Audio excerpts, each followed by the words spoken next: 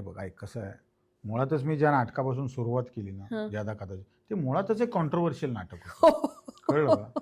ते नाटक आनंद दिघे जर नसते तर ते नाटक चाललंच नसतं. चाललं नसतं. त्यांच्यासाठी स्पेशल शो लावला आम्ही. कारण मुळात कसं होतं ते महाभारताचं ती बॅकग्राऊंड असल्यामुळे मग बऱ्याच लोकांना मग दुर्योधन पण देव वाटायला लागला. हा म्हणजे त्यांना ना महाभारत सुद्धा माहिती नव्हतं, जे यायचे ना विरोध करायला महाभारताची पात्र सुद्धा त्यांना, फक्त त्यांना कोणतरी सांगायचं हे नाटक बंद करायचं. मग आम्ही दौऱ्यावर असताना आम्ही, तुला खरं सांगतो, एवढ्या विरोधात असताना आम्ही प्रयोग केलेत.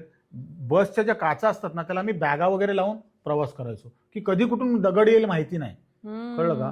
गडकरीला आणि वाशीला जेव्हा या नाटकाचा रिमेक झाला, आम्ही पाचपुते, आम्ही पाचपुते नावाचं नाटक केलं, त्यात महाभारत ठेवलं ना, तिथे बॉम्ब सापडले. बॉम्ब आम्हाला मागच्या दाराने बाहेर कधीचे कधी साल मला सांग. सांगतो ना, माझं लग्न झालं 8 मध्ये, हो 2008ची गोष्ट आहे. बॉम्ब वगैरे अशा बऱ्याच गोष्टी आम्ही कोकणामध्ये यदा कदाचित मध्ये झावळ्यांचं थिएटर असायचं ना, झावळे म्हणजे सुकलेली पानं, त्याचं थिएटर ते पेटवून दिलं होतं चालू प्रयोगामध्ये. दुसरा अंक संपला, पहिला सीन चालू होता, कुठे पेटवून दिला. आम्ही सगळे आहे त्या कंडिशन मध्ये बसमध्ये, बस पळवली गावाबाहेर. अशा गोष्टी मी फेस केलेल्या आहेत.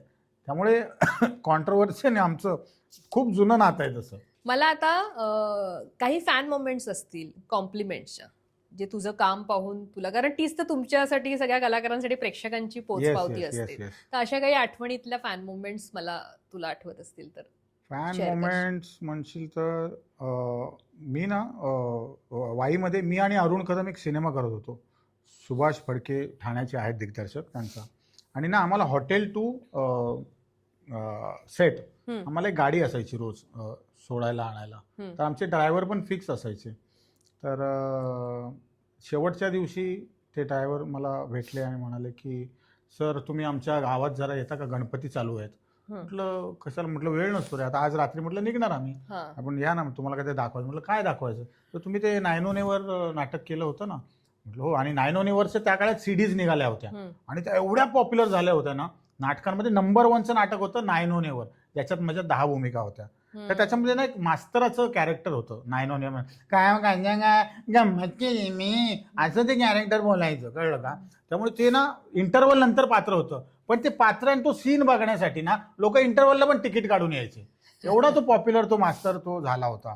आणि मग म्हणे सर तुम्ही ते मास्तर केला होता ना, तर त्याचं ना चलचित्र आहे ना, ते आमच्या गावच्या गणपतीमध्ये केलेलं आहे. आणि ते ना तुमच्यासारखंच असे त्याची बॉडी मुवमेंट वगैरे सेम तुमच्यासारखे. म्हटलं माझं चलचित्र गणपतीला, खरं की काय? आणि मी खरंच जाऊन बघितलं तर खरंच माझ्यासारखं त्यांनी हुबेहूब मूर्ती त्यांनी बनवली होती आणि जी चालायची बोलायची वगैरे.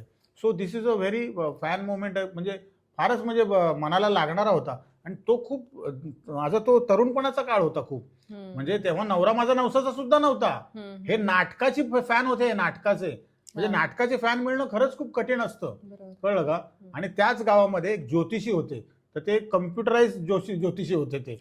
पण ते पब्लिक आम्हाला सांगायची ना, अहो हे ज्योतिषी आहेत ना, हे कम्प्युटरवर ज्योतिष बघण्यापेक्षा हे 9 वरची सीडीज दिवसभर लावून बसलेले असतात म्हणे. तर असे बऱ्याच काही मोमेंट्स आहेत. आणि नवरा माझा नवसाचा मध्ये पण सचिन पिळगावकरच माझे खूप मोठे फॅन होते. कळलं का? हां, म्हणजे आम्ही जेव्हा शूटिंग सुरू करायच्या आधी कोण कुठे बसणार असं एक ठरलं जात होतं. तर शिवाजी पार्कला एक फार मोठा हॉल घेतला होता, अशा सगळ्या खुर्च्या लावल्या होत्या, 2-2-2 करून इकडून, इथून 2-2. तर सचिनजी मी इकडे बसणार, जयवंत वाडकर तू इथे बसायचं, विजय पाटकर तू इथे, प्रदीप पटवर्धन तू इकडे, विकास तू इकडे, वैभव तू तिकडे, मांगले तिकडे. आणि सगळं असं झालं. मग आणि मग रिडिंग चालू झाली बोला. तर मागून एक डायलॉग आला, कोणाच तरी डायलॉग होता, अरे गाडीत बॉडी आहे. मग तेवढ्यात मलाच एक ॲडिशन सुचलो, हे जालीवाली असेल तर मांजी बॉडी, हा जालीवाली असेल तर मांजी बॉडी. त्याच्यावर पिळगावकर एवढे हसले, पुढची 5 मिनिटं ते फक्त अरे काय रे तू. त्या प्रोडक्शन वाल्याला बोलवलं, ऐक तू हा डायलॉग घ्यायचा सिनेमात, ऐक शूटिंगला जाताना 2 जाळीवाल्या बनियन घेऊन यायच्या. आणि त्यांनी खरंच आणलं ग. शूटिंगच्या पहिल्या दिवशी मला दाखवलं, बघ पण हे खूप पांढरे आहेत रे. मग त्यांनी चहाच्या पाण्यात बुडवायला लावल्या कोणाला तरी. हा आता करेक्ट आहे, हे तुझा सीन असो नसो त्या आतमध्ये जालीवाली बॉडी म्हणा पाहिजे असं ते म्हणाले होते. सो तेच खूप मोठे फॅन होते माझे. आणि त्यांनी ते फक्त तो सीन जो होता तो जॉनी लिव्हर यांच्या सीन मधला तो सीन होता, तो ऍडिशन जे होतं. आणि मग ते जॉनी भाई आल्यामुळे तो अख्खा सीनच बदलला. त्यांचा ऑराच वेगळा आहे. त्यांनी जो काही सीन केलाय, तो नेपाळी त्यांनी जो काही केलाय, तो जगात कोणीच करू शकत नाही, कळलं का. पण तो एवढा पोलाईट माणूस आहे जॉनी लिव्हर. त्यांचा एक डायलॉग होता तेव्हा, सचिनजी जरा कॅमेरा वगैरे लक्ष होते, तर माझ्याबरोबरच त्यांचं तो हे इंटरॅक्शन आहे माझ्याबरोबर. तर त्यांचा असा सीन होता की आपको गलत फहमी हो गया है, अब ये फॅमिली देखो. ये फॅमिली म्हणजे सचिन पिळगावकर आणि सुप्रिया पाटाळकर, असं तो मला म्हणतो जॉनी लिव्हर, की आपको गलत फहमी हो गया है, अब ये फॅमिली देखो. तर मी त्यांना काय म्हटलं, सर ऐसा कर सकते क्या, आपको गलत फॅमिली हो गया है, अब ये फॅमिली देखो. अरे ये मस्त आहे. पण त्यांनी डायरेक्ट नाही घेतला. त्यांनी रिस्पेक्ट बघा सचिनजींचा केवढा ठेवला. त्यांनी सचिनजींना विचारलं की ऐसा ऐसा मेरे को लग रहा है, जो मैं लू क्या. म्हणजे वा वा, अरे क्या जॉनी भाई, अरे रे मेरा नाही इसका आहे. त्यांनी बोलल्या काय, त्यांना काही गरज नव्हती सांगायचं की हे ॲडिशन विकास समुद्रच आहे म्हणून. त्यांनी सांगितलं, अरे सचिन अरे आपला आदमी आहे, असं ते त्यांनी पण तिकडे भाव खाऊन घेतला. सो असे बरेच काही प्रसंग आले आयुष्यात. विकास, आता एक नवी इनिंग तू सुरू केली आहेस, तुझं काम सुरू झालंय एका मोठ्या संघर्षानंतर, जी फिजिकल तुला चॅलेंजेसला सामोरं जावं लागलं. मग आता पण असं असतं ना कलाकाराचं, की त्यांना खूप लोकांसोबत कामं करायची असतात, त्यांनी ते ठरवलेलं असतं. या टप्प्यावर असा कोणता कलाकार आहे की ज्याच्यासोबत तुला एखादं नाटक करायला आवडेल, एखादा सिनेमा करायला आवडेल, एखादा टीव्ही शो करायला आवडेल, जी तुझी इच्छा आहे? हां, माझी फार पूर्वीपासूनची इच्छा आहे, कळलं का. टीव्ही शो नाही, पण अशोक सराफांसोबत मला एक नाटक, ज्याच्यामध्ये आम्ही दोघं मुख्य भूमिकेत असू. वाह. मला एखाद दुसरा सीन नाही करायचा त्यांच्याबरोबर. मग मला त्या नाटकाचे कोणी पैसे नाही दिले तरी चालेल. तर मला नाटकामधून अशोक मामांबरोबर खरंच खूप काम करायला आवडेल. आणि तो लवकर प्रसंग यावा. ते सुद्धा 75+ आहेत, मी सुद्धा 50कडे चाललोय. हा प्रसंग लवकर यावा आणि एक मनात इच्छा आहे, बघू झाली पूर्ण तर झाली. माझ्या एवढ्या इच्छा देवाने पूर्ण केल्यात, ही पण करेल कदाचित. आता मला 2 प्रश्न असे विचारायचे. विकास साठी संघर्ष एका शब्दात तू काय म्हणशील? संघर्ष माझ्यासाठी आहे न चुकणारी गोष्ट.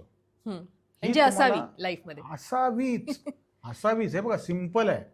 हे बघा, जेव्हा एखादा माणूस बेड रिडन असतो, हॉस्पिटलमध्ये असतो, ICU मध्ये असतो, आणि जेव्हा मॉनिटरवरती जेव्हा अशी स्ट्रेट लाईन येते, तेव्हा तो माणूस संपलेला असतो. ते स्ट्रेट असणं इम्पॉर्टंट नाही आहे.